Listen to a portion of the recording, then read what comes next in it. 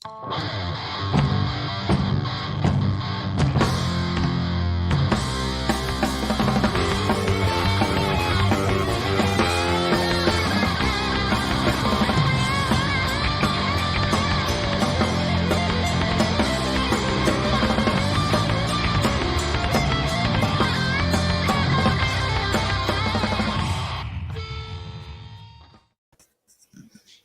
evening and welcome to this week's edition of the Crossroads here on Veterans Anonymous.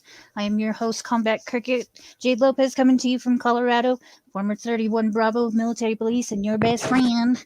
Little time in Iraq, little time in Haiti, and former Natty Guard. Joining me tonight, we have a little bit of a different lineup. I'm gonna switch this over here. Right. Joining us tonight, Mike Busy B. How's it going, everybody? Retired Navy Reserves. I did 21 years active duty reservist. Been 32 different countries. Australia was that close, then our admiral decided, no, you guys ain't going there. So that's probably a good thing. Yeah.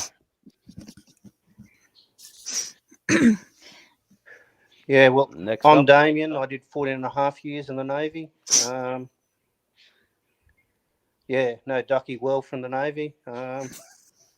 Did it while I was young, luckily. I was fitter then. But saw a lot of the world. Went to Hawaii and Guam, so got to work with a lot of Americans, which was cool. Injured my neck in the Navy, so obviously, and mental health issues, as most veterans have. And that's it. And returning with us, Ducky. Ducky, so I do have to say apologies for flashing lights, but it is Christmas. So for those with epilepsy, hopefully it doesn't trigger you. It shouldn't be too bad. Yeah. But no, 13 years in the Royal Australian Navy, got out 4 years ago with mental health as well as injuries. So yeah, I've now semi-retired. I still do a couple of odd jobs here and there, but living life in the fast lane, being a stay-at-home dad. Yep. Sorry, so I'm still having difficulties with my original headset. It is just decided to not. Well, it says it turns on, and then it tells me promptly that it's off. Right. Well, you know what that is. It's the ghost. I'm getting quite irritated with it. I'm using my son's other headset, which only has one ear working. So it almost it feels like somebody's holding the cup over my ears when I have both of the headsets over my ears. I'm having a fun night. Oh, God. Oh, yeah. Yes. Surrounded by semen.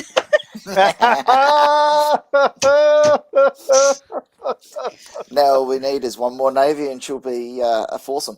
Oh, we could have both watches. I gotta go. I'm really busy. Y'all have fun. We could do the dog watch and the. Good night. Guts watch is easier. Oh, not a. I love being out. I have all nighters, all riders. Exactly. I used to, me being the stoker of the ship, I would always be the one down in the engine rooms and everything else. And I remember always of midnighters, you'd walk up into the chefos and go, "Hey, what's for midnighters?" And they'd turn around and look at you and go, "Pies." Mid-rats was always the best food. Yeah. Yeah, midnighters were always fun. Loved it. But then also... Oh, and hello. Yes, hello. Yes. Oh, hello. And John will eventually say, "Hello." So what's everyone been up to this week? This week, I do know that Sauce Boss, Uncle Si, and Kittens are all out with like family and work stuff. So don't be worried. They're all right. They're just family and busy this week. So thankfully, I have these lovely gentlemen joining on with me this evening to bring you guys to Crossroads. Well, we already know the reason why Yeah, Why gentlemen. the I American was is being off. nice. The seamen are around her. I've never as a sailor been called a gentleman. Other names, Yeah. but gentlemen. Well, when we start stealing things, you know it's going to be a good night. Yes. Still, we acquire. Yeah, No, thank you. no, it's Relocate. actually borrowed with every intention of returning. Practically reacquired your shit. Yeah. Yes. If I ever still go think- back to Fiji, I'll give them their flag back. But until then, I did the work to get up the flagpole to get it. So I still think the funniest is the fact that we were able to steal the Kiwi off of the New Zealand Anzac class. oh, cool. Yes. So the Anzac, the Australian Navy have an Anzac class vessel, and the New Zealand has exactly the same vessel, just different naming. So they've got two called Takaha and Tamana.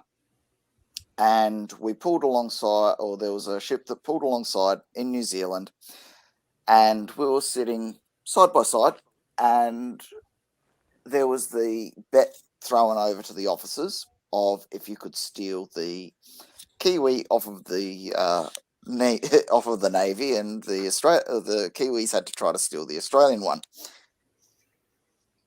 The Australians decided to take their kangaroos off of the off of the exhaust, and the Kiwis weren't that smart, and so there is a Kiwi on one of the Anzac class vessels, in which everyone knows about which ship it is, but it's more the fact that we were able to steal it without the the New Zealanders realising until we held it up, doing a replenishment at sea. So, lots of fun, lots of activities, and and Jade's Activity. about to kill something. No, somebody It's- just opened my door. Oh, it won't be the first time. My son is in his room, and I quickly got to the door that there's no way that it's Rob home, that I didn't hear him come in. Hello, Ghosty. Yeah, you mentioned it, and now it's fucking with me. Thanks. Well, you know what we need to do now? We need to get Longhorn Paranormal, and we need them to come out and do their ghost effect, see what the house is saying. Jeez, my volume's bad. Which, funnily enough, Longhorn Paranormal is going to be on Navy ship and the Navy sub this weekend. Where is it? The USS Stalwart, I think it is. It's in. Oh, there's two. There's a ship and a submarine that is on dry dock. So if we find the Longhorn Paranormal, they've actually got that event, and so they ended up doing. They've done a YouTube video on there and talking to the ghosts and things like that. So that could actually be interesting. And I hear birds. Damien, I was about to say, have you I got hear your birds birds out? I've got sound issues at my end. I'm just going to jump on my computer. I'll only be a second. Yep. I just heard a dog. Yeah, it's probably Damien's as well. No, it wasn't in my headset. It was from this ear. I don't know what's going on. Has your husband hide. turned around and bought a new dog? No, he's not even home. Are you sure? Surprise! It is Christmas. Right.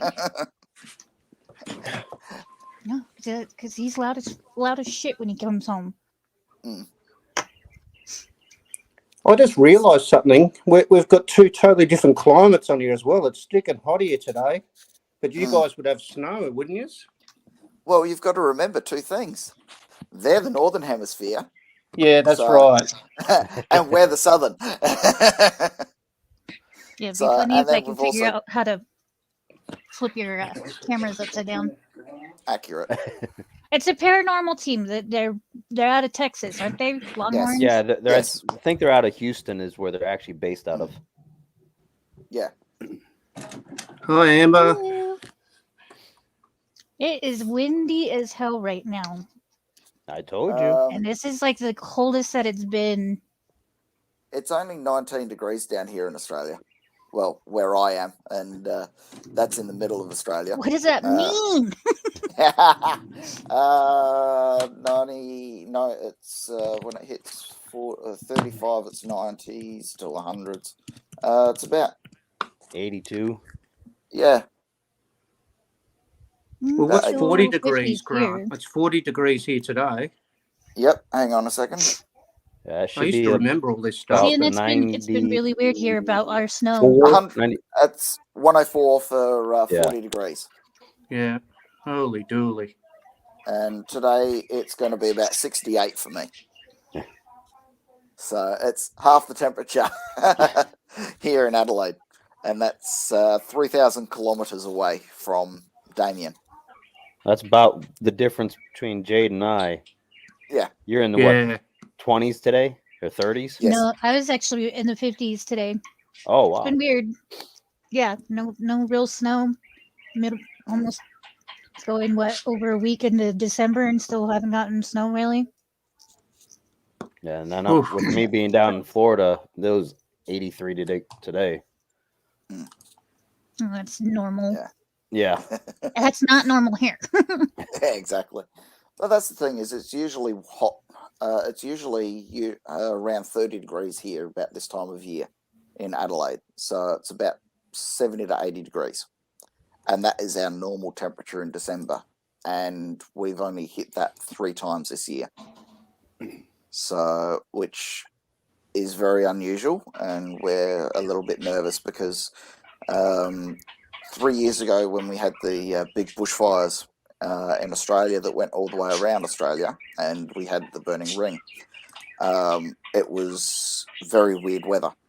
2009, 2020 was the worst fires that we've had for 30 years, I think it was. Actually, no, it would have been 40 to 50 years. And it was devastating to so many people here in Australia. We heard all about it up here. Yeah. But I still think the funniest is the fact that we were able to coat New Zealand in smoke from Australia. Yeah, because that was the same season that my state caught on fire, and we had like 2 of the biggest fires in state history that same year. And our winter before that was actually even more snow than we're getting right now. So you're making me nervous, man. Well, Jade, with the next week, though, you're going to have a heat wave hit you guys. You're going to be back up in the 80s, 70s, and 80s. No. Yes. I'm No. just to let you know. I follow the weather freaking like religiously. Well, I still think the scariest was a few years ago. I remember when I was over in Western Australia on Christmas Day. So it's the middle of summer here in Australia. Tasmania, which is the lowest part of our continent, ended up having snow on Christmas Day. So God, that's never happened. yeah, it did. It happened on Christmas Day. What was it? I'll find out for you. Give me a second. Because I remember it's watching kind of it weird on the to news. think about that, because we always we're always like, well, it's a white Christmas, and for it to be a rare thing. Yes. Yeah, because I've been actually watching this. I'm sure you guys probably hate it or think it's cheesy, but I watched that Bondi Nation, where it follows around the lifeguards and stuff down there. Oh, yeah, Bondi Rescue. Yeah, rescue. I think it's Nation that I watch it through on Facebook, though. I've just been watching a lot of Facebook videos and stuff like that. My new kind of hobby, I guess, is finding articles that are kind of controversial and just reading all the stupid comments. I don't respond to any of them, although I'm very close to a couple of them that are just like, shove this pen up my nostril. Here we go. It was in 2017 that it snowed in On December, Christmas. 4 days before Christmas in Tasmania. And when you think that that's the lowest point of Australia for the Southern Hemisphere, and then also it was the middle of summer. I even heard that over here, Jade. Whatever that was that fell or got thrown. Yeah, I'm be right. Move the crayons. I haven't moved them, but that sounds like something my son did. So I'll be right back. It sounds like we should really screw with her. If only we could move our cameras upside down. Put one sideways, upside down Yeah. at an angle. Exactly. I don't know. It just Hang on. happened. I've got an idea.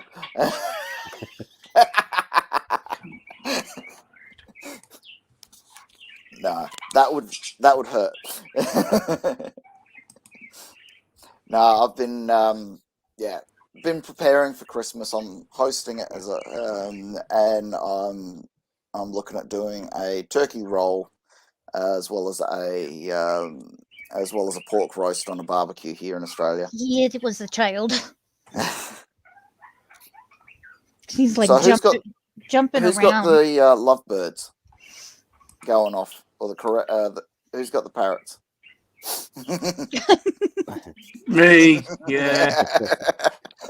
I'm trying to bloody get this computer to go. Go So into I your can get- Facebook. Get off Go my into your phone. Messenger. It'll only be a second. Facebook, then Messenger, then activate it through the laptop or through the computer. It'll work. Yeah, I'm doing it now. It's just I'm on my Apple, so Yeah, I found There's that your problem. occasionally. Yes. Yeah, sound here we coming go. through on an Apple is horrible sometimes. come on. No, so yeah, I'm looking at hosting. I'm trying to get everything set up, and it's going to be interesting having the first time being able to host. And so this is a That's dry run. your first time ever, or just Ever Okay. completely having being the host of the bar for Christmas lunch. So yeah, we've got kids. We've got the four kids. They're going to have an absolute ball on the Christmas morning. Then there's the Christmas lunch. We've got to go and pick up my mother-in-law. She's had an operation on her hand 2 weeks ago. Dad's 80 odd, and he's not in a wheelchair, but he's got a walking frame. So we've got to pick them up, and it's trying to get everything set up and to try to make it a nice day. Here we go. Damien will be here in a second. I'm There we here. go. That phone. Okay, so you can disconnect your phone. Yeah, did I? I should have. You're still. Oh, Yeah, there it got goes. rid of it now. Sorry. No, it's all good. Bloody computers. Welcome to computers. The fun never stops. I've done courses in it, and I'm still every day there's something new. I never know where to look in the camera, and I'm all at sea. Well, we could always play the game of all at sea, and you know what? I can actually do it. Yeah, no. What you need is some smoke grenades at 2 a.m. Was it you, Mike, that shared that? That whole list of start your lawnmower in the middle of your mess deck. I actually played that game the other night. I set off the smoke alarms, but it was during dinner. Yeah. So Yeah, I was on the phone talking to my sister while I was cooking, and I had a timer set on my phone that I didn't hear go off, but she heard it, so she was laughing hysterically, thinking that I'm like setting my smoke detectors off in my kitchen. And she's like, "What was that?" I was like, "What are you talking about?" She's like, "What's on fire?" I'm like, "What are you talking about?" Like running around my kitchen. She's not even there. I'm like, They should set up a smoke alarm like Alexa where you yell at it and go, "It's just toast burning," and then it stops. You know that they're going to end up having that, though. That's the scary part. It is. It is. Considering you look at the fact that smoke alarms here in Australia, they were only started to be introduced less than 30 years ago, Yes. 1997. Yeah. 97 is when my father started to, here in Adelaide, get behind smoke alarms, and smoke alarms do save lives. Yeah, they do. There's multiple proven cases that a smoke alarm can save lives.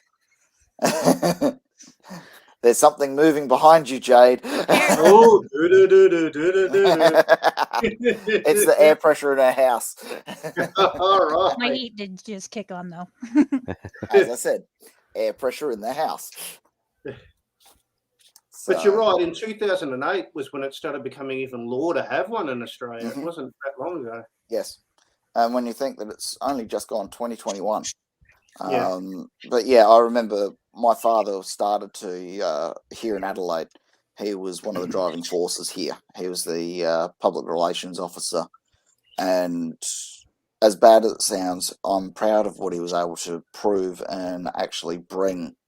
Yeah. And it's so much safer now for elderly, for young people, and it's by law to actually have smoke alarms in houses, even if you're renting them. We don't have CO yet. No. But yes, they should start coming in. But John, we even had them on the first ship I was on in '94. We had smoke detectors and all that. We were well ahead of it. And well, let's see. Yeah. Well, we could always play. Because isn't that like the biggest danger when you guys are out to sea? Oh yeah. Fires? Yep. I think.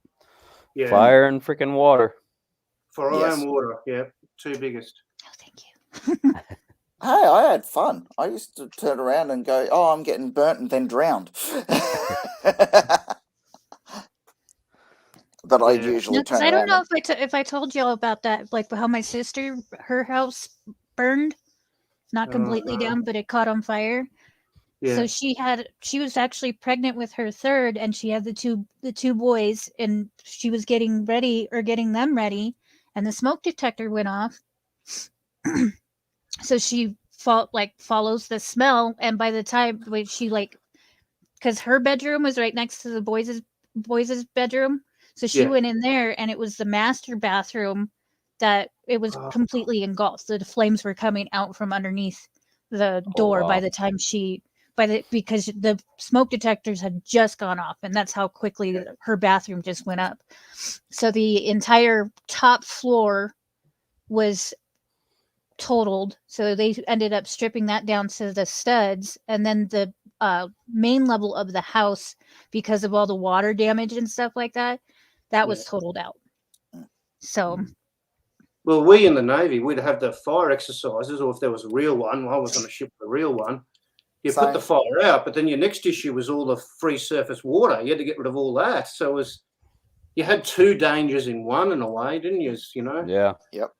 Well, when my ship ended up having the dishwasher fire, that was fun because what happened was I was doing midnight rounds. So a lot of the issues that I found were usually on midnight rounds. Yeah. And I ended up getting a radio call from the MCR going, "Hey, the chefo's just rung down saying there's smoke coming out of the dishwasher." And my comment straight away was, "Are you sure it's smoke and not steam?" Yeah. Because as usual, it's the normal, or it was the big cantilever dishwasher and everything else, and all the steam comes out and everything else. So sure enough, I'm there, and it's like, "Oh no, okay." And he's gone, "Yes, no, it is." He's saying that it is smoke. It smells electrical smoke. And so I've gone, "Yep, okay." Put my clipboard down and walked up. And as I've looked at we don't have CO yet. No. I've just got a reverberation just then. But John, we had them on the first ship I was on. That's not me. Yeah, there's an echo there. Yeah. Yeah, but it's Yeah. not constant. That was weird. Yeah. it was weird. But yeah, so what it was the electrical panel was flickering, and I've Arcing. gone, yep, okay. There's obviously an electrical fire. I've raced down into the engine room and turned off the main breaker, and come Yeah. back up, and that's when the smoke started to really billow out from underneath. And so here's the chefo with the fire extinguisher going in the top panel, not even going anywhere near the electronics, going into the well of where the dishwasher happened to be. And I've Yeah. gone, stop wasting the extinguishers. You're not getting to the actual site of the fire. Yeah. I'll go down, do my report, come back. And so sure enough, done the report. And by that stage, as I've gone down, they've raised the alarm. So standing sea fire party has started to get up. That's and me. after I've done, yep, same. I was always standing sea or on rounds. And so as I've come up out of the MCR, there's all of the guys starting to get dressed, and I've turned around, I've gone, I know exactly what's going on. Give me the Ocker bar, give me the gloves. I don't care about my hair. Yeah, exactly. Give me the mask, give me the Ocker bar, give me the gloves. I've got the tools. Get in there. And I turn around, I look at the guy that's the offsider, and I go, when I take the panel off, the fire is going to come out at you. So be prepared, duck down as close to the ground as possible. As soon as I've pulled that off, then attack it. So sure enough, get down there, undo the screws at the bottom of it, and I've looked at it, and I've gone 3, 2, 1, flicked the panel, the access panel off. I've heard the chink of the metal panel go down. I've seen the flame come out. I've ducked like this away underneath. And the worst thing is there was the sink right next to it. I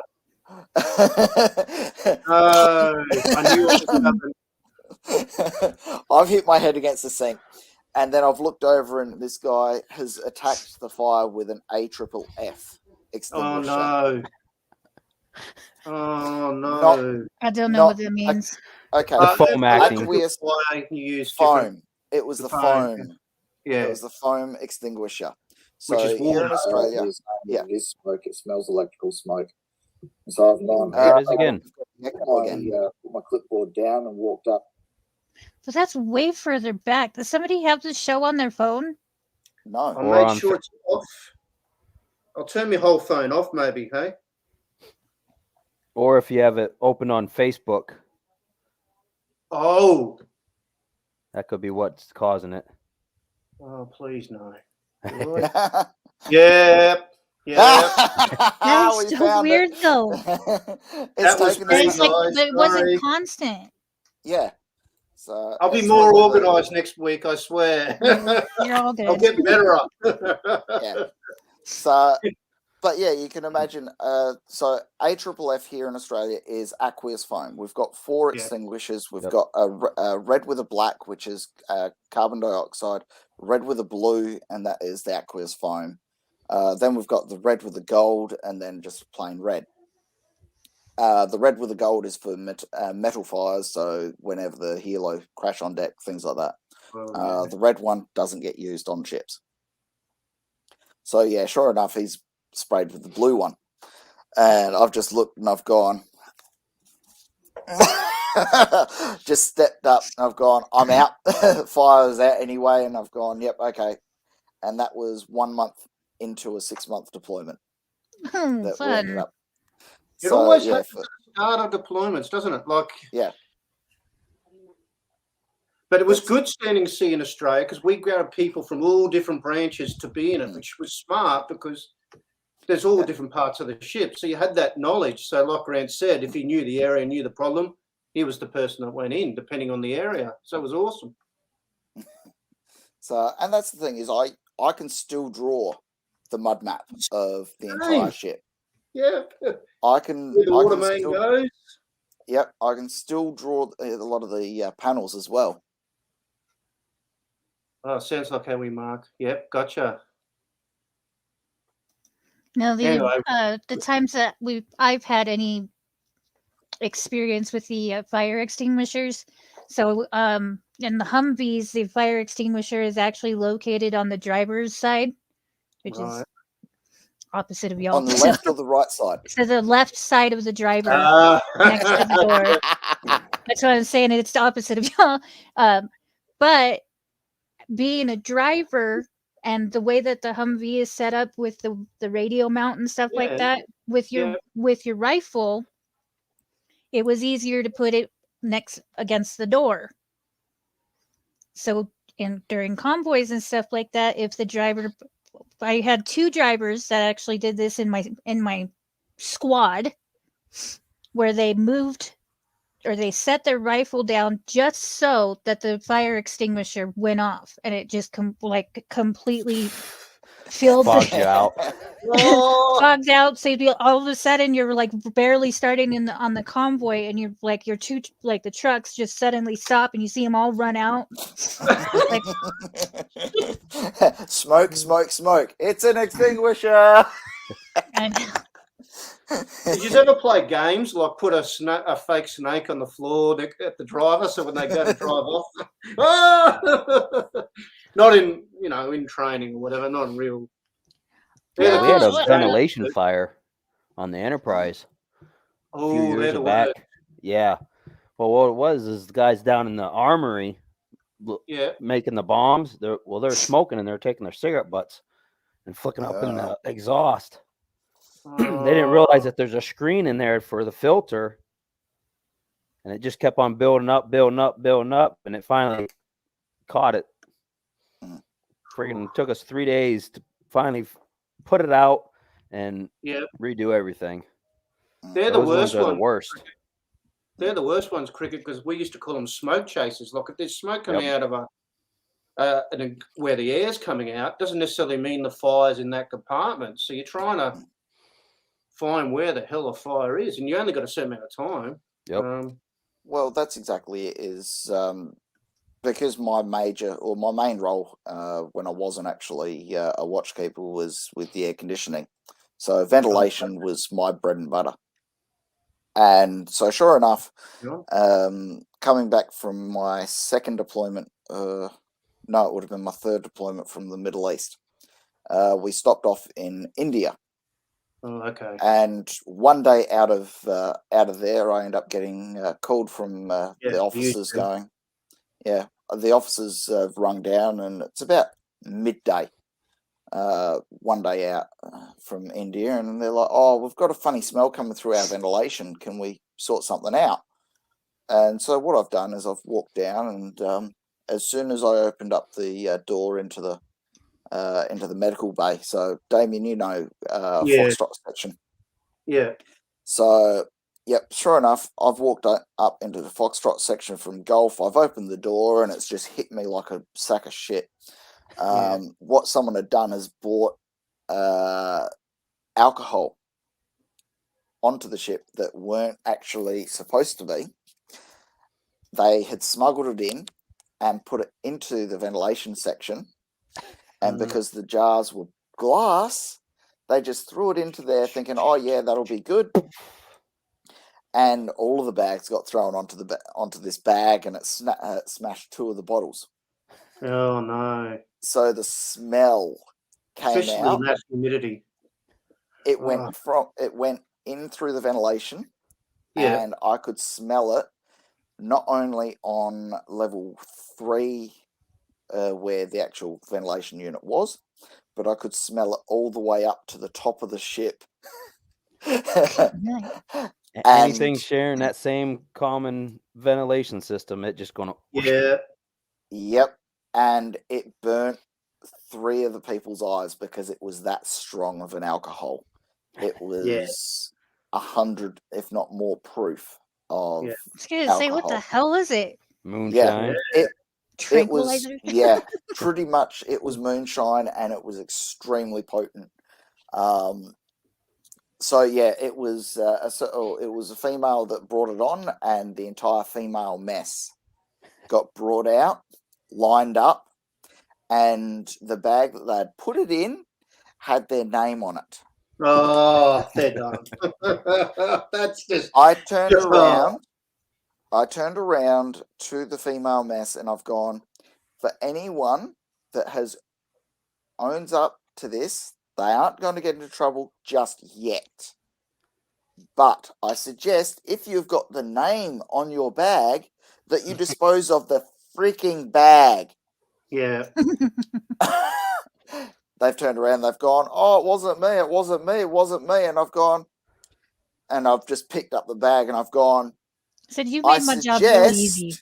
I Yeah, suggest if this is your bag that you get rid of it very, very quickly before the officers that are about to come down find it. Yeah, Sure exactly. enough, the bag got removed very quickly. I don't know why. Weird. So, but yeah, you can imagine it was 24 hours that we'd left. And yeah, so sure enough, it just, you get smoke, you get smells, and it doesn't filter it out. Yeah. It's a bit like a fart in a submarine. Yeah. It's only got one way to go. But going back to John's question, yeah, thermal cameras help, but Yeah. you only have so many of them, and yeah, they're just a pain. Well, the other thing is with thermal cameras, it only, like, you've got to remember that if a motor is running hot, it'll actually Yes. activate on a motor. Yeah. If it's going through a ventilation and everything else, because the airflow, you're still not going to have that problem. You're still going to have a hot spot, but you might be with a Just it might catching hot actually be air just- rather than the actual. Yeah, that's Source. right. Exactly. And I that's think the it's big pretty issue. cool. The local fire departments here in the cities around me, they pretty much all have been supplied with thermal cameras now. Yeah, finally, we had people donate them, like do charity runs, so our fireys could have them. Mm. We're so underfunded, our fireys here, and about 80% of our fireys in WA are volunteers. Yeah. Unpaid. That's the thing is It's here in fucking South useless. Australia. Yeah. Here in South Australia, we've got the Metropolitan Fire Service, which is the standard government fire service, and then we've got the country fire service. In the country are the volunteers, Yeah, gotcha. just like the SES, which is our state emergency service. so- They are 100% volunteers. Yeah. Don't get paid anything. And And they I still had- go out and do their job, which is amazing. Yes. It is. It's awesome. We're so lucky, and that's why Yeah. we do charity runs to get them the right equipment. Because there were stories they were even buying their own boots and everything, which Yep. we all know in the military happens. Yeah. So Yeah, well, that's the thing is there's multiple. There's a mutual friend of Damien and myself, Dukes. yes, His parents, or his mum and stepfather, they were a part of the SES in Victoria. Yeah. And they've now given that up because of so little funding is given over to the SES. If we have a major storm front coming through, all SES volunteers are mobilised. If we've got a major bushfire, all CFS are mobilised and things like that. When we had, as I was talking about earlier, the 2000 fires, we sent from Adelaide not only Metro Fire Service but also the Country Fire Service. We sent 4 units down to assist on Kangaroo Island. yeah, Now, the thing about Kangaroo Island, it is national heritage because it is the only island in Australia where there is no chlamydia on the koalas. oh well. 98%. Get yourself a drink. 1 sec. Yes, 98% of koalas in Australia, except for on this one island, So weird. have chlamydia. Like, So when you go to Australia Zoo, when you go to Taronga Zoo, when you see a wild koala in Australia, 98% have got the clap. The major question that I've got is, how the hell did they find that out? right? Yeah, who did that study? Godfather. No, but we're lucky here because we work a lot with Americans. Because in California, you guys have a lot of eucalyptus trees, and that's our biggest fires are here is those eucalyptus trees. Because funny enough, that oil in the leaves burns like bloody nobody's business. So Yeah. So they've got the Americans. You had you guys over with that massive 747 that drops all that pink dust out of the Yes. sky. Yeah. It was awesome. Yeah, we had that, and then unfortunately we lost one in those major fires as well. Yes, A crew of 5 that unfortunately passed away due to the way that the thing is that here in Australia, the way that our fires burn are completely different to the Northern Hemisphere as well. yes. When our fires burn, the fires actually deplete all of the oxygen out of the air, and that's how. Bitches, are you fucking kidding? What have I done this time, Jade? Oh, it's not you. I thought it was something else. And I thought we got flagged on our Facebook, but it's not. Oh, And so it's like I don't understand why we would have gotten it. That's why I was like, what the hell is it? Nobody's playing Yeah. any music or anything. Right? exactly. Oh, we're that's just right. chatting. All that comes up. Copyright now, and Yeah. So, but yeah, when unfortunately we lost that plane, it was because they were flying to the same standard as America, where you can fly through the smoke because there is still oxygen in the smoke. But here in Australia, the smoke is actually oxygen depleted. There is no airflow through it whatsoever. And so that's unfortunately what did them in, is they flew too low to the ground, and they didn't get any oxygen to continue the burn in the engines. but I do see why they flew low. Because if you fly low, Yes. obviously you can get more coverage, and those Yes. fires are the worst we've ever had ever. Yes, they were. So- And unfortunately, it's still to this day documented that they were the worst fires that we have ever had in Australia. Anyway, to change it to a bit I think lighter. that crew was from Colorado. Yeah, Yes, I think they so were. too. Yeah, they were. Yeah, Yeah, I they were. It was very Yeah, sad. it's- That very Yes. sad. Very sad. Because I know even some of the bushfires with firefighters here in Florida were flown Yeah. over to Australia to help Yes. you guys. They were.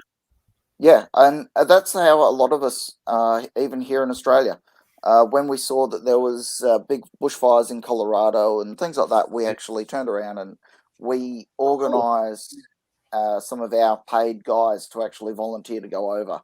Mhm. So And all the support staff, you send. yeah, When planes go over, you need people like Felix, the air crew, and Si Yeah. might have to come over and cast some spells, or And you've got to remember Jenny as well. Jenny was an aircraft Mhm. tech as well. yeah, So- Jenny as well. Hey, Dub, did you yeah. guys ever have the it's called 2-man carry? What were those things called? Portable pumps, Ducky. They were meant to be 2-man, but they took about 6 big blokes to get them up and down anywhere. Did you guys ever Yeah. have them portable pumps? The P100. that was the Yamaha, the Yanmar pumps. Yeah. Ours are P100s, so they're about half the size. Yeah, that'd be better. Yep. Oh, mate. Yeah. I still And then remember we them. had what were the pumps? We had the Yanmar pump, which was the petrol. Then we had the Venturis. Yeah, The Venturis were ridiculous because Yeah. you used more water than you did to pump it out. yeah, we had a pump where you're using more water to go into the compartment than that was coming out. So Mm. they've obviously modernised warships now since I've been out since 2007. There's a lot of tech now. So, Yeah, absolutely. but So- yeah, with the reason why Ducky's talking about bushfire season, it's that time of the year for us over here. We get them. We And we've got actually just had a fire pop up over by the family's cabin, Oh no! which no. is really rare for this time of year for it to happen, but Yeah. it does happen. Which actually, so the unofficial father-in-law actually went up to the cabin because they weren't getting a hold of Rob's sister, and they go up there all the time, and there's no real signal up there unless she's like looking for it. She knows a specific spot that she goes up to. So he ended up hearing about this fire that's actually really close to the cabin and went up there and brought them all down because they had no idea. Yeah, it's crazy, isn't it? I taught my godkids to have a plan of how to get out of the house when there's a fire, and Yeah, I really try and teach people that stuff, you know. And don't have candles close to curtains. That's a big fire thing in Australia. People burn all these incense candles, but they have them right next to bloody linen curtains. So Yeah. straight away off. Well, that's exactly it. Is my dad is still very wary of candles. He doesn't like to have candles inside burning, unattended. And that's what's scary about fire, is the fact that if something catches a light, every minute it doubles in size. Yes. Oh yeah. Well, that's like There's- even for this time of the See, the year for Christmas trees. Christmas Oh, trees. true, If they got a real Christmas tree, if they're not watering it on a regular, and that thing dries out, less than 5 seconds, that whole entire thing will be That's engulfed. like an inferno type of. And we all have insulation on the roof now, and that's just So it's well. the Speaking of that, you end up looking at the fact of back 40 years ago, we had a band called Midnight Oil, and one of their songs is "The Beds Are Burning." Fast forward 30 years, and the lead singer of Midnight Oil ended up becoming an Australian politician. He brought a bill in for insulation to go into the walls of low budget housing and things like that. He, I think, got kickbacks from it, and it got found out that unfortunately, the insulation that was being put in was catching a light. Yeah. So from the houses, it ended up becoming a miniature joke here in Australia of he was singing about the beds are burning, and now he's actually causing the beds to burn. Yeah. Oh, okay. Yeah. Yeah, that Vietnam for Navy, the Navy were heavily involved, and they had to go right in close to the shoreline, I was told, and that's very dangerous for ships. We're not really designed warships to go that close. And well, brown water Navy for the U.S., we're typically, you're talking like 30, 40-foot boats. Oh, They're okay. small. Oh, okay. Because the command that I was just with, that I just retired from with the reserves, we're considered brown water because we only ran 40-foot aluminum crafts. Oh, okay. So we'll go up in rivers, and it didn't matter. We can go in fresh water with no problem. Gotcha. But rivers would be dangerous, wouldn't they? Because you're so close to the shoreline. Oh yeah. Like... We're on our boats there. They're mounted with 3 gun mounts, but being what they made it out of, being aluminum, it ain't going to stop nothing for you. No. And they burn at, 2,000 degrees Celsius, wasn't it, aluminium, Grant? Yeah. Yep. Yeah. And if it gets a hole in it, you can't do like the old, there's a crack started, let's drill a hole here, and it'll stop the crack. Aluminum crack will just keep going no matter what. Keep going. Yeah. Well, that's exactly it. Is there's so many things that once it's a light, once it gets molten, it's not going to stop until you can actually cool it down. Well, the scariest thing for us, Grant, wasn't it, was helo crash on deck. Yes, because they had the JP5 petrol and they had that metal magnesium. Yeah. No, I actually heard the child on that one. Yeah. I seen your head whip around. I'm actually watching just next to her mic on the headset. Have a look at the curtain. Oh yeah. The curtain's moving. Buggers cricket. I'm moving my chair too, so it might be me.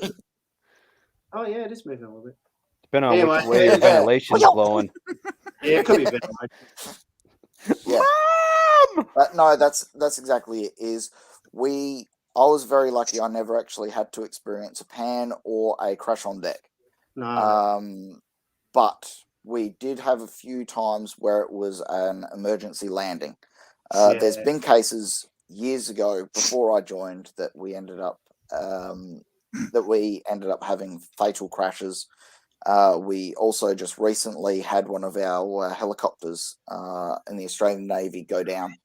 But and the good thing is the fact that the people that were in the helicopter that grounded the entire the entire helos in Australia for the Navy. The pilot and the 2 other crew members that were in there actually survived, and they were rescued safely. So that only happened a couple of months back. So it's scary to think. I'm sure it's the same for everybody, but the difference between training and real is night and day, isn't it? Oh, Like yeah. when something real happens, just the automatic, all the bullshit seems to go. It's just automatic. Everything just flows, you know? And that's the thing I tried to explain to a lot of veteran communities. Most injuries occur during training.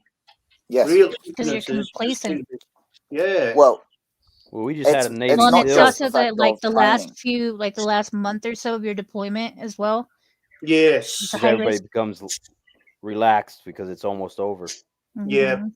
Yeah. But yeah, he's we a just right- had a Navy SEAL just passed during training exercises.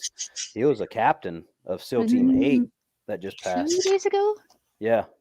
Oh, Oh, wow. God. That's, it's terrible. But that's what I sort of explain, because a lot of civvies, they go, well, you got medals, you served, therefore that's why you're injured.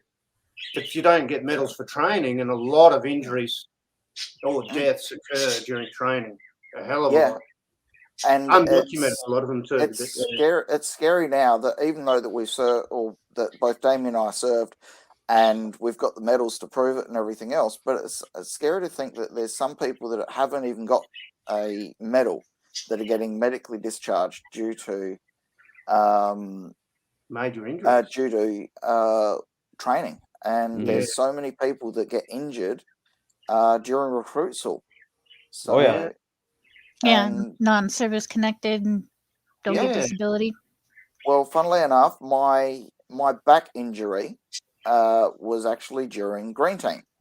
So our major trainers that were that come on our ships and everything else, green team, they're our elite trainers and things like that. Hey, it could be worse, Jade. She could have turned around and said, hello, pusses, and she's surrounded by seamen. John.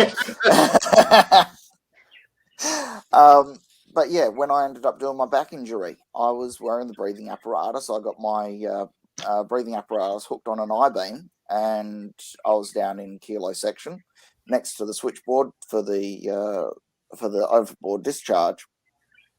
Stepped up, got the Ockabas hooked in, and I got reefed back. That was in a peacetime, and we were supposed to be going around Australia on that trip. I was very lucky that I was not on that trip, because on that trip, they went around Australia for 3 months. They pulled into one port and there was a brawl. It wasn't a nice one. It was a fairly serious brawl in a port visit between the stokers and the greenies, so the electronic technicians. When they pulled in, I actually got a phone call from the investigators ringing me up, going, "You are posted to this ship. Were you anywhere near this brawl?" And I've gone, "I've been at home the entire trip. I've got no idea about this brawl. Can someone please explain it?" And they've all turned around. They've gone, "You are lucky that you weren't there, because apparently there was not only injuries, but there was threats made." And a lot of that crew disbanded very, very quickly. They were put onto different areas, and apparently it was very, very serious. A few people almost lost their jobs as well because of it. Can I do a backstory there, Grant? During that time, when you and I were in that time, the Navy, and not just our Navy, but all militaries in the world, were just very, very, very busy, and it was ridiculous. And that really burnt you out. Like what they'd do, they'd flog you to death, that Green SEAL team. There was no time off. You were just so exhausted. By the time you actually went to do deployment, you were already like, that's it. Yeah. You know? Yeah, they need to train you up, but ships are notoriously dangerous just sailing, let alone, you know, you're 2 a.m. with this heavy thing on your back trying to pretend that there's something there. And it was just ludicrous how busy we were. Well, that's And they're only exactly it. really talking about it now, but yeah, we were doing like Graham did. He back-to-back deployments. I was doing. You do 9 months away, come back for a week on it. Yeah, of course, your Yeah. body and mind aren't going to cope after a while. And that's exactly it. Is my better half, she turned around and said, you could always tell when you were about to go to work and about to go to sea and about to go to deployment.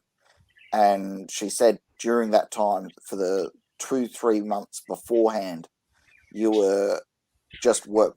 You weren't even able to focus at home or anything. Yep. And there was no work-home life section at all. During my trips, it was basically my first deployment was in 2006. My second was in 2009. Third was in 2011. Yeah. So such a short amount of time, and I never actually had time off during that. I was always on ships. I was never ashore, and when I came ashore in 2011 after my incidents, I didn't recover at all. And then command, right, the people that were ashore and never really did any of these deployments would go, why are you injured? Why are you burnt out? And it's like, man, it's not till you put on what I call the fancy uniform that they go, oh, that's why. If you're wearing normal overalls and working every day, they don't see how many deployments you've done or anything. They don't.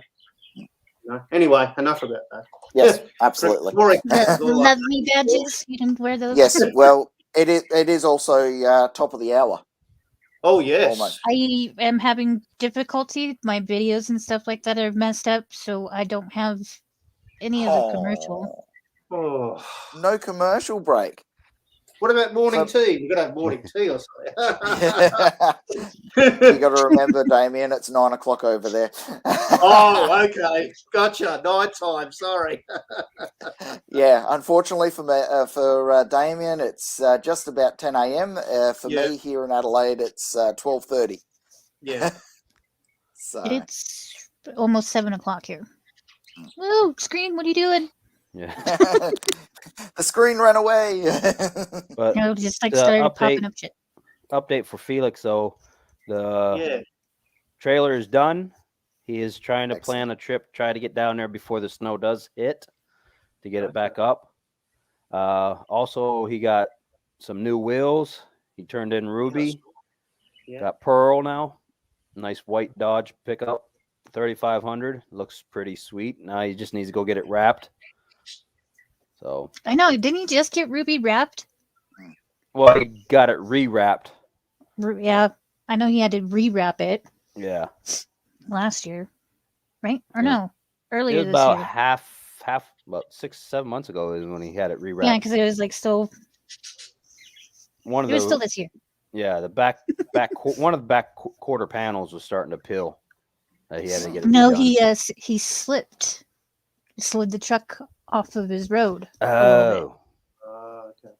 So that part had to be rewrapped. According to his Facebook, he's been busy doing a lot of shows too, which will keep him going. Yeah, absolutely. It's good to see that he's actually being profitable, and that's the one thing that we're seeing here in Australia. The Eastern Seaboard is, as bad as it sounds, ramping down. It's retail here in Australia is hurting. We're not able to get a lot of things in from overseas, and we are hurting majorly. The small businesses that we used to see a lot of in one of our shopping centres here, I walked through yesterday, and out of the 140 specialty shops, what we call them, the small businesses, there was 40 businesses shut. Yeah. But they've got the same problem in America, don't you? It's like I've got a lot of the cargo ships are still sitting off the coast and everything. Yeah, California. There's a video of all these ships out there just sitting there waiting. Pallet shortages. Now they're looking at major fines. Oh, okay. So if the containers are sitting out for more than a day, and that if they're supposed to be going on a train, if they're there later than a day, they face fines, and then if they're supposed to go on a truck, they have 3 days to remove it. Oh shit! Well, they need to do something. Like the biggest issue is the fact that we're not able to offload. We're not able to import. We're not able to export. I know for a fact that there was a business that got majorly hurt because it was shipping oysters. No, officer, I don't know why you pulled me over. No, even better. I don't know who you are, officer, but I'm glad that you're here to take me home. Did you my Uber? What was it? I'm not as officer as you drunk I am. I like the one video where the guy comes walking in. Can tell the time. I'm not drunk. Yes. To the clock. What else? Okay, going on to comedy, funny comedy commercials. Yeah. Okay, there's one. It's an old couple. It's a British commercial. You talking about the car? Yes. Yeah, I already The know which two one you're talking steering about. wheels. Yep. The grandma picks up the spare steering wheel. Acting like she's driving. Someone's trying to pass them. She just goes, woof. Other car just goes right in the ditch. Yep. That is the best. And you just see her piss herself laugh and put the steering wheel down.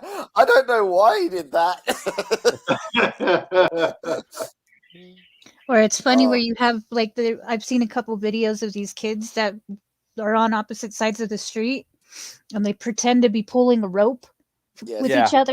Like tug of war, and these cars will come up because they can't see what the hell they're doing, but it looks like they're pulling something. So these people get all confused, like, if I go, am I going to hit something? And they're just they don't say anything. They're just tugging an imaginary rope back and forth. Okay, here we go. Waikiki is a suburb in Western Australia. Damien knows this story. It was very late one night with my better half, Alyssa, myself, over at Doogs' new house. Now, Doogs had the lightsabers, all four, the green, the purple, the blue, and the red. Now, this street was very, very synonymous for people speeding down it. And my better half, in her wisdom, was playing around out on the front lawn with the lightsabers with the friend. Sure enough, they're attacking each other and everything else, red versus blue. And so, sure enough, my other half grabs hold of the lightsabers and runs down towards the street. And she's waving them up and down. Oh, no. All of a sudden, she realizes that she's got the red and blue ones and that a lot of people are braking heavily. So she then turns around and goes, "This could be fun," and hides behind one of the trees. And you hear the car really fast acceleration, and she turns on the red and blue lights. All of a sudden, you hear the brakes hit, and she turns the lights off and hides behind the tree. She does it to about that was five.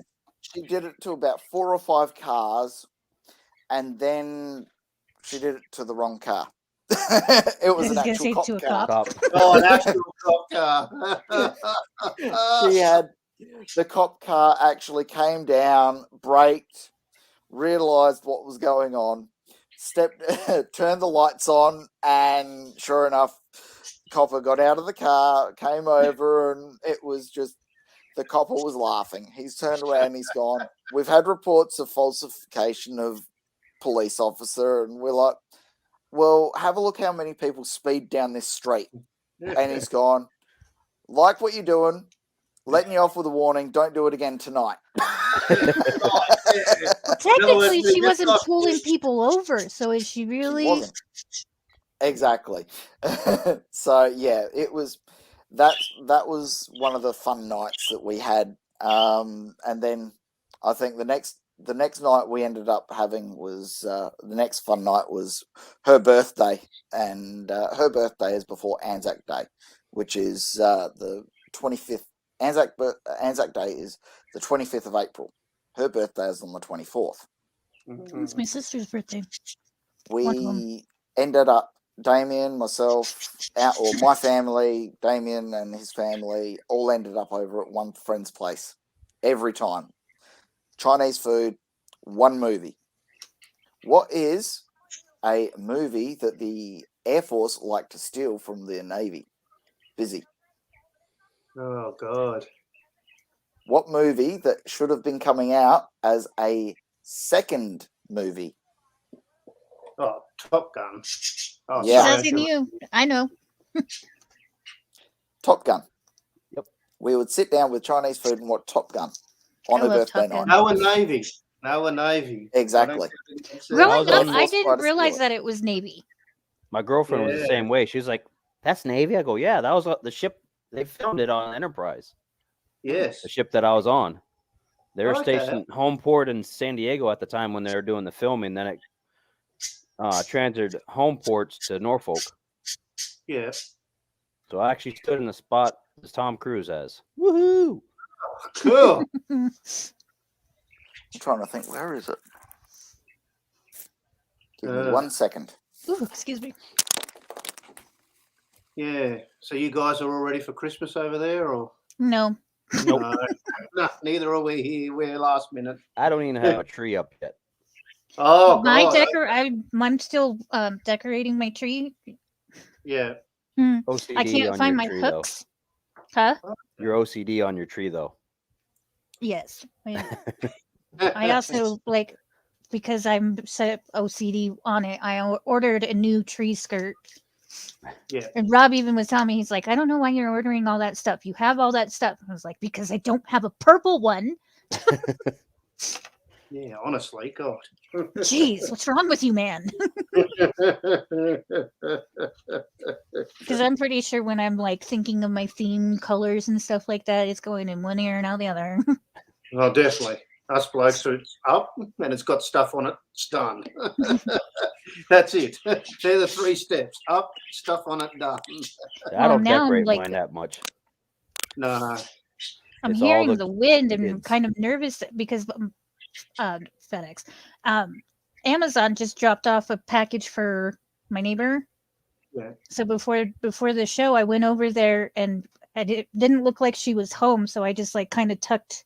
It was kind of a light package too, but I kind of tucked it by her porch, and now all this wind and stuff like that. Hopefully, it didn't go blowing down the street. Yeah. It wasn't one of those shiny packages, was it? Shiny. Oh, You said it was fairly light. You've seen the joke packages going around, haven't you?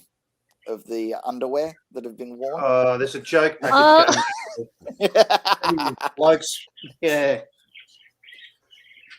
And then they send them to mother-in-laws and things as a joke. Yes. Could you imagine? Okay, here we go. I'm going to name her Deb. Could you Yeah. imagine if Aaron got sent one of those packages Yeah. and Deb got a hold of it? She would have his nuts for garters again. So I swear we had somebody in this street try and steal my neighbour's package across the road from me. And because she doesn't have a front fence or anything, and it's pretty open. I swear somebody was doing it, and she said thank you because I just brought it back out of my place and left a note for her. Yeah, well, that's exactly it. On where I live now, I'm very lucky that we all look after each other. Yeah, same. In the last house that I was in the townhouse, it was very much each their own. If you didn't know the neighbour, you didn't talk to the neighbour. Okay. And because it was the townhouses and everything else, everything was open. You could see everything down the street, and you could just drive past. And we were in number 2. Number 4 always had Amazon packages, and I counted on one day that Amazon delivered 15 packages, and they were all stacked. Holy dooly, that's a lot. Online shopping. And- Maybe to calm down the wine and the online shopping at 2 in the morning. Yeah. That's drunk Amazon Well, ordering. Well, Not that's that the I've thing ever is you done look at that, before. and it was just ridiculous because it was all stacked up, and they didn't. Yeah. They knocked on the door, and no one answered. And you think, if they're delivering that many packages, how many packages are getting removed? How many packages are getting taken? And here at my new house, it's very easy to get to, but also when we've had packages delivered, it's hidden behind, or our doorway is hidden behind a hedge, which is Yeah. nice because that way it's very obvious that, okay, if someone's there, there's obviously something going on. So, but I'm But very we're lucky lucky. I haven't had It any was packages it was removed. kind of funny. It was 2 Christmases ago. I have this little igloo that goes out in my front yard with this little penguins thing Oh, cool. The decoration. blow up things or the No, hard it's wire? actually it's hardwired Yeah. Oh, with okay. all the lights and stuff like that in it. Which I was leaving. I probably to go pick up my son. I was leaving, and I looked over at the igloo, and I could see something behind it. I'm like, that's weird. And it's a Yeah. package. So somebody hid a package behind the igloo in the middle of my yard. Oh God, that's not really hiding. It's advertising it. Well, you couldn't see it from the street. Oh, true. So that worked. So they did hide it, but it's just like I didn't even know it was there because nobody rang the doorbell or anything. So I sent a picture to Rob. I was like, "Did you leave special instructions to hide this package?" He's like, "No," but that's pretty funny. Yeah. I'm pretty lucky here. We've got elderly neighbours, so that really, I straight away got to know them because then they're home during the day, so you can, and in return, I bring the bin in and help them, and it's a win-win, you know. So any packages, you can just say deliver it to them. They're home, they take them in. Because I guess that's like America. Our drivers here are under the pump dropping stuff off. It's just they're forever driving around. Well, and So- this package that I just ran over to my neighbor's house, he didn't even ring the doorbell. I just had noticed the movement on the camera as I was getting ready to come back here. Oh God, well that's So- not good. Because I've been watching for packages and stuff like that. Because not everybody rings the doorbell or knocks or anything like that. They'll just leave packages out. Yeah. So I've been checking because Rob's been ordering a ton of things for Christmas and whatnot.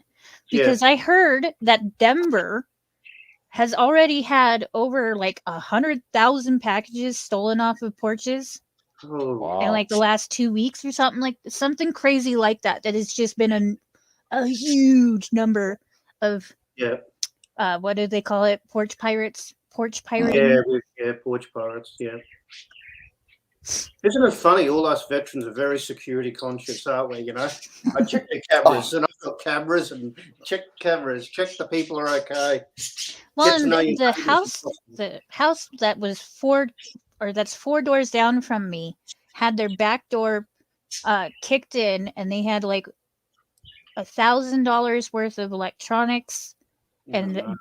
a lot of their firearms stolen. Oh no, Mm. God. So we did bump up our security quite a little bit more because their backyard actually doesn't line up on that path that mine does. Oh, okay. So they actually have easier access. I can't believe I'm saying this, but easier access to my back door than theirs. But I know that they had to have been watching that house because they knew exactly when to hit it, where the wife and the husband, they leave at different times, and there's a small window of when they're both not there, Yeah. is what he was saying. So they had to have been watching that house or something, or it was somebody that knew what they had. Yeah. Well, my elderly neighbour on that side, she lives on her own and goes to work at night. And I swear people watch her house because I've even caught a bloke walking into her yard up into the front door. And I know her history. I know she lives on her own and everything. So I just approached him, saw it on my camera, and just yelled out, "Hey, what are you doing?" And he took off. And it was only 8 at night. It wasn't like 4 in the morning or anything. I'm normally up at 4 in the morning. So, but it's a win-win. I get free cake at Christmas. I get I get spoiled. Yeah, because even the neighbor next to us, she gets me and Rob B something for Christmas, and she's even Yep. for the last couple years bought Tuco kind of expensive dog treats. Yeah. And like I said, it was like I think it was last week we were talking about how like we'll shovel her sidewalk and stuff, and she uses our trash. But it's smart, isn't it? It's what we did in the military, help each other. I give the stokers Tim Tams and I get things fixed quicker, the bartering system. And well, even transferring Tim Tams internationally, that's fun as well. Sorry about my budgie. Bloody hell. Calm down. Hey, it's not the first time. It won't be the last that he gets excited. Oh, she's trying to join in. He's internet Exactly. famous. Yeah. I'm Yeah. surprised that a certain furry one hasn't shown up yet. Yeah. Well, imagine breaking into Felix's or Si's house. I mean, Godfather. That'd be a good documentary, that would. Felix No, has got about 4 That would dogs. not be a very smart choice. I still No. think I think the fact that Si is getting older now and Yes. he's more senile and No, he's getting older And now. He'd be grumpy. yeah, and things are hanging a bit lower than normal. Yeah. We're talking Nothing wrong with ears, getting people, older. ears. You can care less when you get older. That's the best thing. Nah. But But no, they're I'm and going it's to have to when- sign off. Huh? I'm going to have to unfortunately sign off. No. I will. Well, yeah, it's been good for an hour and a half, so I'll do a final thought, and then I've got to go. I've got to go off and get things done for Christmas and the kids and everything else. So, final thoughts is, you know what? Everyone's always around. Everyone's available. Doesn't matter if you're Northern Hemisphere. Doesn't matter if you're Southern Hemisphere. We're on opposite sides of the world. And happy ghost hunting. My child right now. Yeah. Have a good one, Ducky. Bye, Ducky. Thank you Have a for good one, Ducky. jumping on. Yeah, good to see you, mate. Hey.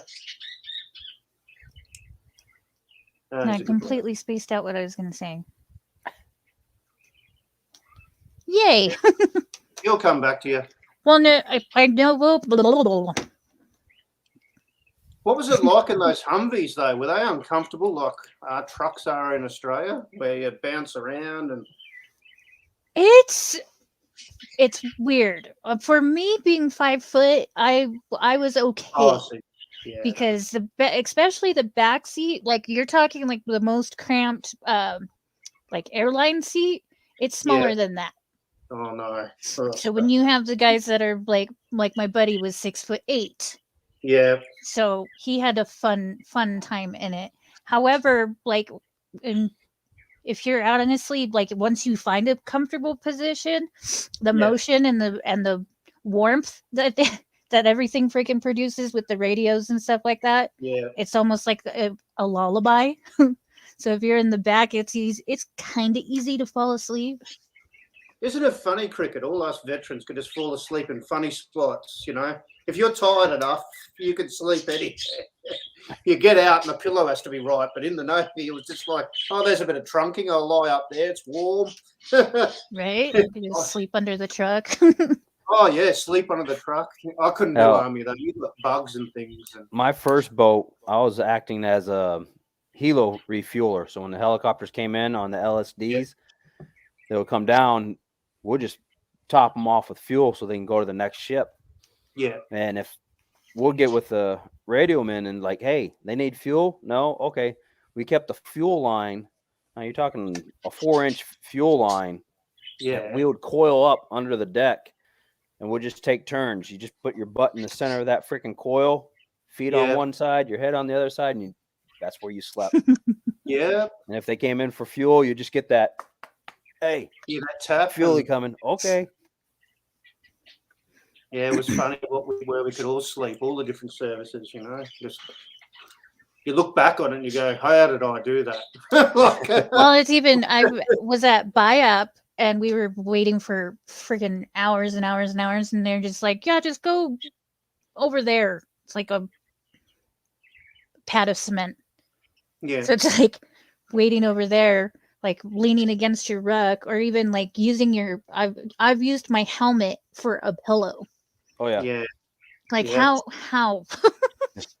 For my anti-flash bag, I'd have the anti-flash in a like a bum bag thing, and just chuck that behind my It's head. like after because they would end up loading up your ruck and stuff like that. That's all you have is like your personal Yeah. equipment. So Felix brought up a good point last week. It said we got comfortable with being uncomfortable. You know, you got used to it and just went, right, well, I've got to do this. So how can I be comfortable? Okay. Like you said, roll the coil of the gas mask done that. bag. I didn't actually have to carry it while I was in Baghdad though. I had it in my like duffel. Because at the point that I got overseas, it really wasn't something that called for it. Yeah. Oh, hell, I was in it for freaking 3 days straight. Yeah. Wearing it. No, we had Sleeping to in it. too. Sleeping in it, yeah. That was the worst. They were the most. Once And again, when you how did I finally do did that? be able to get to go eat and you can take it off because it's airtight area, Yeah, everybody has that nice ring right around their whole face. yes. Mhm. You know how we did it? Sense of humor. That's how, isn't it, really? I brought that up last week. It's just, you got to maintain that joke, you know? Oh yeah. It's like days like that. It's like, should have joined the Air Force. Yep. yeah, they're allowed aircon and things. Like, we'd be up in the tropics, and if you're playing war games, you had to be quiet, and aircon makes noise, so they'd shut it all off. You're up in, you know, Indonesia or off Guam or something, and you're fully dressed up and you sweat, and yeah. Oh, well, I was that's like, why. my father's retired Air Force. He was like, Yeah. he told people, he's like, I showed him the life of an Air Force, and this idiot joins the Navy. Yeah, exactly. I'm like, well, you didn't have Navy SEALs. That's what my whole plan was until I blew up my back. Yeah, no thanks, John. No thanks. Yeah, no thanks. No, no, that's a nightmare, that is. No. Half mile in, you're taking the mask and lifting it up just to get the sweat out of it. Oh, yeah, just have it all run down like water, like a tap. Yeah, that's why we were all skinny, though. I put on a lot of weight when I got out. They had fresh bread and fresh fruit, and, you know, you could go to the shop and buy things. Yeah, because even we were out at Fort Dix in the field for about 2.5 months before we left for Kuwait, and the freaking being out in the field where they were what are those stupid things called that they bring out to the field for food? Oh, the hot MREs. boxes. Well, we had box MREs. lunches. Did you have hot boxes like food all in these big? Yeah, but they're called a certain thing, and I'm drawing a blank or whatever. But there's been dinners out in the field. Dinners where you get 2 slices of bread and 1 thin slice of like turkey or ham. And it's just like, I don't understand how y'all think this is a serving when it's not even enough for me. If it's not enough for me at 5 foot nothing, like how are you feeding these big ass men? Yeah. Miramites, there you go. That's the word I was looking for. But it's John. Yeah, God, like seriously, that was supposed to be a full serving dinner, 2 slices of bread and 1 slice of meat. Yeah. And it's See, that's why we used to then the night that we got into Kuwait, the chow hall there, of course, it was Air Force camp. Oh. It was freaking surf and turf night, which I think I told you about that, Mike. Yeah. But it's just like we're like 3 meatballs for 1 dinner, and then a sandwich with 1 piece of meat, and then it's just surf and turf, and go ahead and go back up for as much as you want. Like they were a different breed. Every military the across wrong the world. branch. Oh yeah. And now if you got a surf and turf in the Navy, you're going shit. Right. You just got to extend it out and see where our port visit just got canceled. Yeah. Oh, how often did that happen? You're getting Oh, a lot. retasked. So many times. You'd see the lights of the city that you're going into. Oh, yeah. And they go, "Oh, you're going now." Yep. That's what happened to us when we were going to hit Sydney. We went Yeah. down there. We already did our showback initiation and everything. You can see the lights off on the horizon. It's like, Yeah, the city yes, heads. yes. Yeah. Nope. Yep. Just kidding. Yep. But you know what? And this is one thing I guess we all forget is how resilient it made us when we're out, hey? Mm-hmm. Like, you know, our joke in the Navy was, what's the worst they could do? Take my birthday off me, you know? See, So it was luckily like- enough for They're like, me, what are they gonna do? Send Yeah. me to Iraq? yeah, lucky enough for exactly, me, yeah. for my birthday is the same as the U.S. Navy's birthday. So I always had cake on my birthday. Yeah. Oh, Oh, nice. there you go. You are right. You had that planned out. Yeah. What? Oh, what? I think I had it once, maybe twice in 14 and a half years. But you also have to understand. I was National Guard, so when Oh, like the whole garrison thing for me is weekends on the annual training. Yeah. Which for annual training, we went down to. We were actually supposed to go out to Alaska, which I was like super excited because it's like Alaska in the summer. We were supposed to go out there, but the other unit that was that would be our QRF replacement for the state had just deployed. So they're just like, no, we got to keep y'all stateside. It's like, I want to go to Alaska. And it's funny how they just bring up these decisions like on the fly, you know? And then on ships, it'd all be rumours because everything would change so quickly. All of a sudden, people would just, oh, right. No, we're not going there. We're getting retasked. No, we're going, yeah. So, yeah. That was like right before 9/11 hit when we were deployed. Oh, yeah. We're getting ready to go around the Cape of Horn of Africa, and we're going to go to Rio de Janeiro for a port visit before we home ported. Yeah. We already had our freaking hotels booked, everything. So as soon as we pulled in, we off the boat, we're partying, and it was freaking carnival season. So we're like, it's gonna be party. Then that would have been awesome. Yeah, 9/11 happened, and we just turned right around and went right back into the Gulf. It changed all the militaries and all the world that 9/11. Oh, it really did. Our training changed. It was a busy time. The whole world changed. Access to bases. Yeah. That's where we got real busy real quick and weren't really ready to be busy that quick. But it made us resilient. Because they kept it when that annual training that they kept us here. That was the first time that I had really been away from my son. Yeah. So I was not the very nicest person the entire time. I was luckily single while I was in the Navy because blokes and women that had children back home, I used to swap duties just to make sure they had, girly boys, yes. Yes. I would love to go to Rio, especially for Carnival, but it's become so dangerous that it's always been dangerous, but it's even more so. Yeah.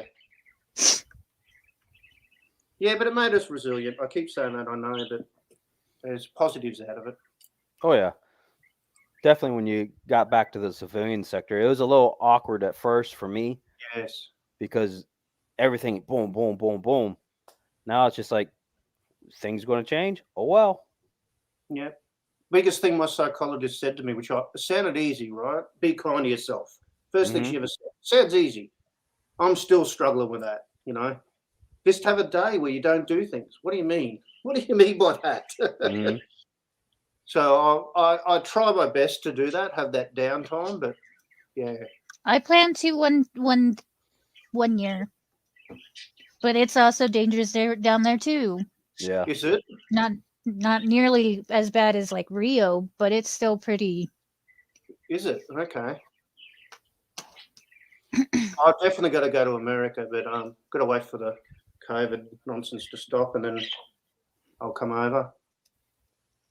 Yeah, Mardi Gras is wild. That's when you really get those fanny packs that stick to your belly underneath your shirt to keep your wallet in and everything. Yeah. We used to wear them whenever we deployed in Asia because there was crime gangs that would target you if you were. Oh yeah. Oh So yeah. we'd have those fanny packs. Never put your wallet in the normal pocket like you're in Australia. You saw 3 freaking black Mercedes pull up, fully tinted out. You knew to get Oh, the hell yeah. out of the area. So Yeah, that was the mafia. that was the mafia. Yeah, and they were really big in Thailand and Mhm. Indonesia. Yep. Massive. And you'd see those black vans because they'd stand out. There was motorbike yeah. after motorbike, and then bang, and you're like, "Oh, I'm out of here." And you always went wherever they told you not to go anyway. Mhm. being a sailor. That's where the fun was going to be. And but yeah, it was pretty good when we were out with American Navy as well, because then we could all look after each other, safety in numbers and all that. So My mom actually got more nervous about me going to Haiti than she did for Iraq, because I went pretty much almost exactly a year after the earthquake, oh, okay. and so my mom was just like, "Oh, you really need to watch out when you're out there." And I was like, "Ma, I'm never going to be alone." Yeah, but Yeah. mum's worry. Mum's worried the minute you walk out the front door. That's mum's. Let's because my mom's a nurse, so, and she was Oh, okay. working. She was in the ER for years, even as a charge nurse and stuff like that. So when the earthquake happened, she actually had nurses that she worked with that went down to help, and they had the nurses that she knew, like all of them, had gotten robbed at least twice, if not 3 times, between the airport and their hotel. Yeah. But it's also, I'm trying to explain to my mom too, is like they would be pretty stupid to attempt to rob a military convoy. Yeah. Yes. And I told her too, is like, I also know that know that I'm never going to be alone. Well, not completely, because I did have to swipe somebody away from my weapon when I was going through a crowd because I pulled security at a hospital for a dental group. Right. So I was going through the crowds, going from post to post. Yeah. And the way that they are, they'll follow you if you're working your way through a crowd. And she grabbed my holster on my leg. Oh, okay. And I didn't see who it was. I just felt there somebody next to my fight that I ended up like swiping completely at her, scared the shit out of her. Yeah. Because she wasn't reaching for my weapon, but I reacted in that way. Yeah. Yes, of course. Yeah. Well, it's just like when I swiped the hand of a freaking lieutenant helicopter pilot when I was on my first boat, because that nozzle was mine. He's not supposed to touch it. And he went to reach for it. It was like, pow! I was E2 nothing. I'm like, yeah! Yeah, but we're allowed to do that in the Navy too. If the Yep. junior officers try and do something that's not protocol, and they're straight out of, we call it ADFUC, straight out of uni, College, basically. yeah. And they try and do stupid crap, your boarding party, and they try and grab your weapon while you're carrying it, and you're like, no. And you're already pumped up. You're already adrenaline running. Your adrenaline's already pumping anyhow. Yeah. Yeah, because I was like even doing searches in Iraq. I had this teenager that, so you have them put their hands out while you go down and squat for their legs, and one time she moved her hands towards me, and I told her don't do that. And she said, or she had told the interpreter that she's ticklish. So then when I started to go again, I saw her look towards me and go to swipe at me again, and she ended up shoved and on the ground because she thought she was being funny with the Americans. It's like, no. No, I'm at a very vulnerable position where I'm squatted down, and you're swiping at me. Yeah, there's a time and a place. Yeah, so it did end up. It's just she ended up not being able to visit because she was fucking around with me. Yeah, it's like no. I even had a junior officer try and charge me because I swiped his hand away from my 9mm, and it was like doing woodings, and it's like, no. The captain straight away intervened and said, "What?" and actually tore strips off the lieutenant instead of me. And that's scary when you're junior, like yourself, your story, you know. When you're junior and you're new, but you just know your training's there for a reason, you know. And, yeah. And it was 2 in the friggin' morning and the adrenaline's pumping. It's like, come on, mate. You know, we don't have time for tomfoolery, you know. You're not going to get back to me rack eventually, you know. Oh, well. I was able to plow down a lieutenant commander. We had a major oil leak in one of the aircraft elevator spaces. Sorry. And I was running down the P-way yelling, "Make way, make way, make way." Back in the day, you used to have to say "make a hole," but politically correct now you have to make way. And he came out the doorway. I yelled 3 times. He didn't even move. I just hunkered my shoulder down, just plowed right through him. Poof. Kept on going. Nice. Let's see. Yeah. Mm-hmm. See, stuff like that. Like I said, that the lady in Haiti, like I said, she was just trying to follow me through. Ended up trying to follow me through the crowd, but yeah, wrong side. If she would have maybe touched my shoulder or something like that, let me know that she was there. Would have been Sorry, different. you guys. I'm doing training with an assistance dog, and the lady's here to do the training with me, and the dog's here, so I've got to sign off. I'm sorry about that. No, it's all good. Actually, I was thinking, Mike, if you want to just go ahead and call it a little early tonight. Yeah, we can do that. Yeah, Your sorry, show. guys. But please reach out. Please get Felix and everybody if you need anything. I'm regularly on the internet. Just reach out, guys. And I know I'm in a different continent, but that doesn't mean anything, you know. Sometimes just a friendly ear and can make a difference. And I'm very grateful to have this opportunity, you know. Helps me. So thank you, guys. No problem. It's Pleasure having awesome you. that you were able to hop on tonight. I know things were a little different. No, it's all good. We improvise, adapt, and overcome, or whatever they used to yell at us all the time. Yeah, that one guys. saying. I'm sorry, I can't talk, but yeah, I'll definitely be on again. So thank you so much, guys. Have a good day. Have a good one. Yep, thank you, guys. See you. Well, I'm glad that he was actually able to pop on, and then he was able to adjust with his computer. Yeah. But like I mentioned before, the regular crew was out with just being busy and stuff like that. They're doing all right. So please don't It's that worry. time of the year. Yep, busy, especially like Felix with the trailer and things moving with his business and Oh yeah. everything that's going on that way. But if you will, Mr. Busy Bee, All right, guys. Yeah, like everybody else has been saying, reach out. If that first person doesn't, go to the next. Go to the next. Keep moving on. We're here. We got ears. If you just want to vent, hey, cut loose. Let us know how you feel. That's what we're here. We're a team together when we're active, and we're going to be a team even afterwards. Be safe. All right, so I might have to cut it just a little bit. Well, it is a little bit different because, like I said, my videos and stuff. But I don't know what's going on with my videos. But yeah, we say it every week. You know, reach out, especially with the holidays coming up. We just said the 2 Aussies that we just had on have mentioned it before. It's like when they're up during the day when we usually are up at night, or if you can't sleep at night, so to reach out with them and stuff like that. Or if it's the middle of the night, it's their daytime. If you can't get a hold of any of us, that is. All right, so we'll see y'all next week here on the Crossroads. Have a good night, guys.